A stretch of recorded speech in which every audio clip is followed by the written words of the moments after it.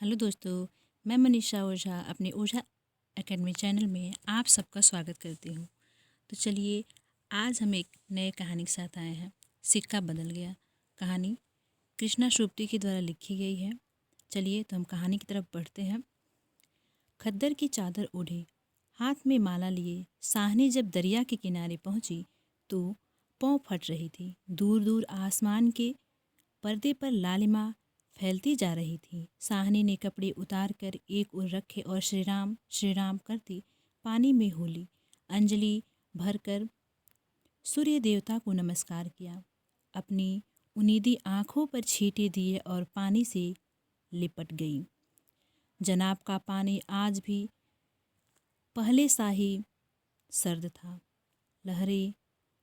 लहरों को चूम रही थी। वह दूर सामने कश्मीर की पहाड़ियों से बर्फ पिघल रही थी।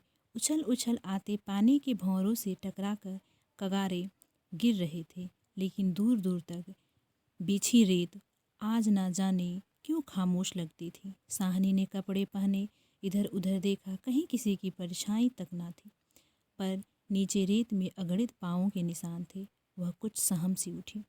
आज इस प्रभात की मीठी नीरवता में ना जाने क्यों कुछ भयावना सा लग रहा है। वह पीछे 50 वर्षों से यहाँ नहाती आ रही है। कितना लंबा अरसा है, साहनी सोचती है।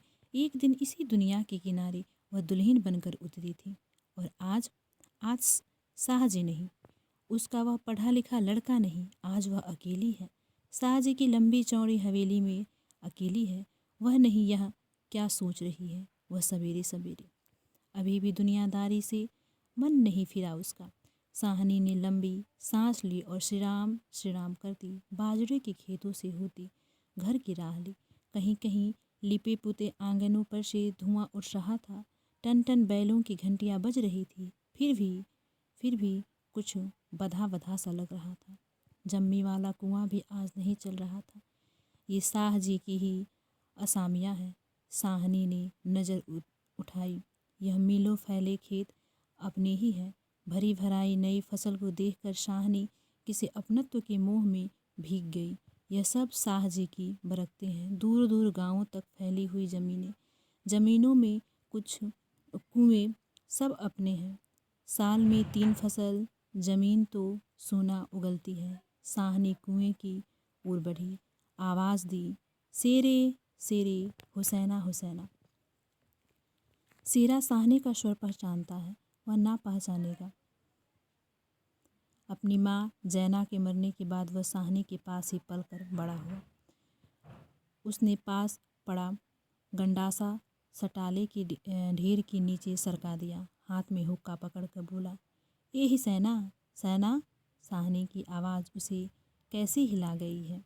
अभी तो वह सोच रहा था कि उस साहनी की ऊंची हवेली की अंधेरी कोठरी में पड़ी सोने चांदी की संदूकचियाँ उठाकर कि तभी शेरा गुस्से में भर गया। किस पर निकाले अपना क्रोध। साहनी पर चीख कर बोला, है मर गई है अब्बे, तैनू मौत दे। हुसैना आटे वाली कनाली एक और रख जल्दी जल्दी बाहर निकल आई। ए आई आ क्यों छावेलो, सुबह सुबह तड़पना ए। अब तक साहनी नज़दीक पहुंच चुकी थी। शेरे की तेजी सुन चुकी थी। प्यार से बोली, हुसैना यह वक्त लड़ने का है। वह पागल है तो तू ही जिगरा कर लिया कर। जिगरा। हुसैना ने मान भरे स्वर में कहा, साहनी लड़का आके लड़का ही है। कभी शेरे से भी पूछा है कि मुंह अंधेरा ही क्यों गालियां बरसाती है इसने। साहनी ने लाड से हुसैना की पीठ पर हाथ फेरा, हंस कर बोली, पगली मुझे तो लड़के से बहू प्यारी है शेरे। हाँ साहनी, मालूम होता है रात को कुल्लोवाल के लोग आए हैं यहाँ। साहनी ने गंभीर स्वर में कहा। शेरे ने जरा रुक कर घबरा कर कहा, नहीं साहनी। शेरे के उत्तर की अनसुनी कर साहनी जरा चिंतित स्वर में बोली, जो कुछ भी हो रहा है अच्छा नहीं। शेरे, आज शाहजी होते तो शायद कुछ बीच बचाव करते, पर साहनी कहते कहते रुक गई। आज क्या हो रहा है। साहनी को लगा जैसे जी भर भर आ रहा है। साहनी को बिछुड़े कई साल बीत गए, पर आज कुछ पिघल रहा है। शायद पिछली स्मृतियाँ आंसुओं को रोकने के प्रयत्न में उसने हसैना की ओर देखा और हल्के से हंस पड़ी। और शीरा सोच ही रहा था, क्या कह रही है साहनी आज। आज साहनी क्या, कोई भी कुछ नहीं कर सकता। यह होके रहेगा क्यों ना हो। हमारे ही भाई बंधु ने सूद ले लेकर शाहजी सोने की बोरियां तोला करते थे। प्रतिहिंसा की आग शेरे की आंखों में उतर आई। गड़ासी की याद हो आई। साहनी की ओर देखा। नहीं, शेरा इन पिछले दिनों में 30-40 कत्ल कर चुका है, पर वह ऐसा नीच नहीं। सामने बैठी साहनी नहीं, साहनी के हाथ उसकी आंखों में तैर गए। वह सर्दियों की रातें कभी कभी शाहजी की डांट खाते वह हवेली में पड़ा रहता था और फिर लालटेन की रोशनी में वह देखता साहनी के ममता भरे हाथ दूध का कटोरा थामे हुए सीरे उठ पी ले। शेरे ने साहनी की झुर्रियाँ पड़े मुंह की ओर देखा तो साहनी धीरे से मुस्कुरा रही थी। शेरा विचलित हो गया। आखिर साहनी ने क्या बिगाड़ा है हमारा। शाहजी की बात शाहजी के साथ गई। वह साहनी को ज़रूर बचाएगा। लेकिन कल रात वाला मशवरा, वह कैसे मान गया। फिरोज की बात, सब कुछ ठीक हो जाएगा, सामान बांट लिया जाएगा। साहनी चलो तुम्हें घर तक छोड़ आऊँ। साहनी उठ खड़ी हुई। किसी गहरी सोच में चलती हुई साहनी के पीछे पीछे मजबूत कदम उठाता शेरा चल रहा था। संकित सा इधर उधर देखता जा रहा था। अपने साथियों की बातें उसके कानों में गुज रही थी। पर क्या होगा साहनी को मारकर। साहनी, हाँ शेरा चाहता है कि सिर पर आने वाले खतरे की बात कुछ तो साहनी को बता दे, मगर वह कैसे कहे। साहनी ने सिर ऊंचा किया। आसमान धुएं से भर गया था। शेरा जानता है यह आग है। जबलपुर में आज आग लगनी थी, लग गई। साहनी कुछ न कह सकी। उसके नाते रिश्ते सब वही हैं। हवेली आ गई। साहनी ने शून्य मन से ड्योढ़ी में कदम रखा। शेरा कब लौट गया उसे कुछ पता नहीं। दुर्लभ सी देह और अकेली, बिना किसी सहारे की, ना जाने कब वह वहीं पड़ी रही। साहनी दोपहर आई और चली गई। हवेली खुली पड़ी। आज साहनी नहीं उठ पा रही है, जैसे उसका अधिकार आज स्वयं ही उससे छूट रहा है। शाहजी के घर की मालकिन, लेकिन नहीं, आज मुंह नहीं हट रहा, मानो पत्थर हो गई हो। पड़े पड़े सांझ हो गई, पर उठने की बात फिर भी नहीं सोच पा रही। अचानक रसूली की आवाज़ सुनकर चौंक पड़ी। साहनी सुनो, ट्रकें आती हैं लेने। ट्रकें? साहनी उसके सिवाय और कुछ न कह सकी। हाथों में एक दूसरे को थाम लिया। बात की बात में खबर गांव भर में फैल गई। बीबी ने अपने विकृत कंठ से कहा, साहनी, आज तक कभी ऐसा ना हुआ, ना कभी सुना।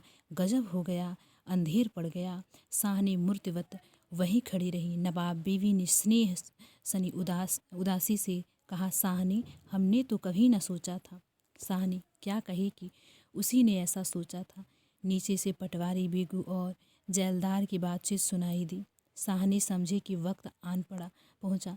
मशीन की तरह नीचे उतरी, पर ड्योढ़ी ना लांघ सकी। किसी बहुत गहरी आवाज़ से पूछा, कौन है वहाँ? कौन नहीं आज वहाँ? सारा गांव जो उसके इशारे पर नाचता था। कभी उसकी असामियाँ हैं जिन्हें उसने अपने नाते रिश्तों से कभी कम नहीं समझा। लेकिन नहीं, आज उसका कोई नहीं। आज वह अकेली। यह भीड़ उन्हें कुल्लूवाट के जाट, वह क्या सुबह ही ना समझ गई थी। बेगू पटवारी और मस्जिद के मुल्ला इस्माइल ने जाने क्या सोचा। साहनी के निकट आ खड़े हुए। बेगू आज साहनी की ओर देख नहीं पा रहा। धीरे से जड़ा गला साफ करते हुए कहा, साहनी, रब नू ऐही मंजूर सी। साहनी के कदम डोल गए। चक्कर आया और दीवार के साथ लग गई। इसी दिन के लिए छोड़ गए थे शाहजी उसे। बेजान सी साहनी की ओर देखकर बेगू सोच रहा, क्या गुजर रही है साहनी पर। मगर क्या हो सकता है। सिक्का बदल गया। साहनी का घर से निकलना छोटी सी बात नहीं। गांव का गांव खड़ा है। हवेली के दरवाजे से लेकर उस दारे तक जिसे साहनी ने अपने पुत्र की शादी में बनवा दिया था, तब से लेकर आज तक सब फैसले, सब मशवरे यहीं होते रहे हैं। वह बड़ी हवेली को लूट लेने की बात भी यही सोची गई थी। यह नहीं कि साहनी कुछ न जानती हो, वह जान कर भी अनजान बनी रही। उसने कभी बैर नहीं जाना, किसी का बुरा नहीं किया, लेकिन बूढ़ी साहनी यह नहीं जानती थी कि सिक्का बदल गया। देर हो रही थी। थानेदार दाऊद खां जड़ा अकड़ कर आगे आया और ड्योढ़ी पर खड़ी जड़ निर्जीव छाया को देखकर ठिठक गया। वही साहनी है जिसके शाह जी उसके लिए दरिया के किनारे खेमे लगवा दिया करते थे।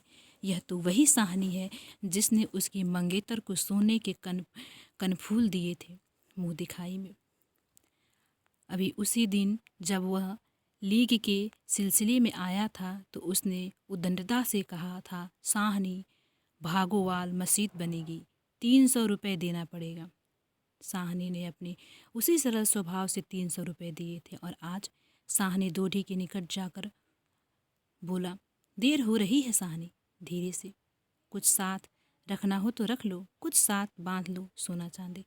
साहनी अस्फुट स्वर में बोली, सोना चांदी? जरा ठहर कर सादगी से कहा, सोना चांदी? बच्चा, वह सब कुछ लोगों के लिए है, मेरा सोना तो एक एक जमीन में बिछा है। दाऊद खां लज्जित सा हो गया। साहनी, तुम अकेली हो, अपने पास कुछ होना चाहिए, कुछ नगदी ही रख लो, वक्त का कुछ पता नहीं। वक्त? साहनी अपनी गीली आंखों से हंस पड़ी। दाऊद खां, इससे अच्छा वक्त देखने के लिए क्या मैं जिंदा रहूंगी? किसी गहरी वेदना और तिरस्कार से कह दिया साहनी ने। दाऊद खां निरुक्त साहस कर बोला, साहनी, कुछ नकदी जरूरी है? नहीं बच्चा, मुझे इस घर से साहनी का गला रूठ गया। नकदी प्यारी नहीं, यहाँ की नकदी यहीं रहेगी। सेरा आन खड़ा गुजरा कि हो ना हो कुछ मार रहा है साहनी से। खा साहिब, देर हो रही है। साहनी चौंक पड़ी। देर? मेरे घर में मुझे देर? आंसुओं की भंवर में ना जाने कहाँ से विद्रोह उमड़ पड़ा। मैं पुरखों के इस बड़े घर की रानी और यह मेरे ही अन्न पर पले हुए? नहीं, यह सब कुछ नहीं।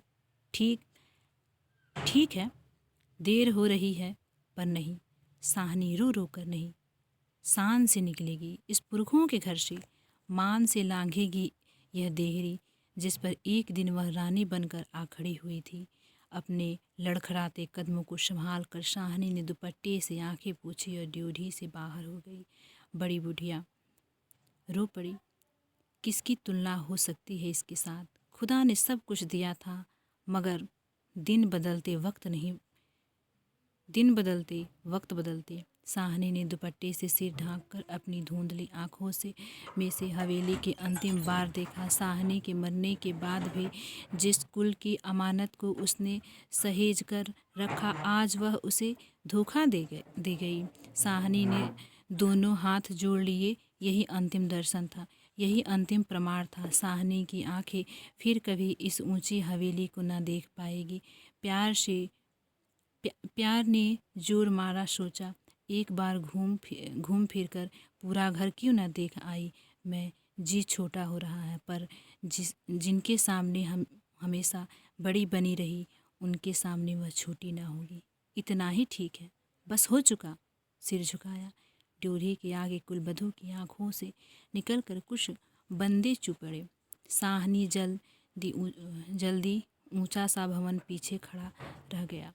दाऊद खां, सेरा, पटवारी, जौलदार और छोटे बड़े, बच्चे, बूढ़े, मर्द, औरतें सब पीछे पीछे। ट्रकें अब तक भर चुकी थी। साहनी अपने को खींच रही थी। गांव वालों के गलों में जैसे धुआं उठ गया। खूनी सेरे का दिल टूट रहा है। दाऊद खां ने आगे बढ़कर ट्रक का दरवाज़ा खोला। साहनी बढ़ी।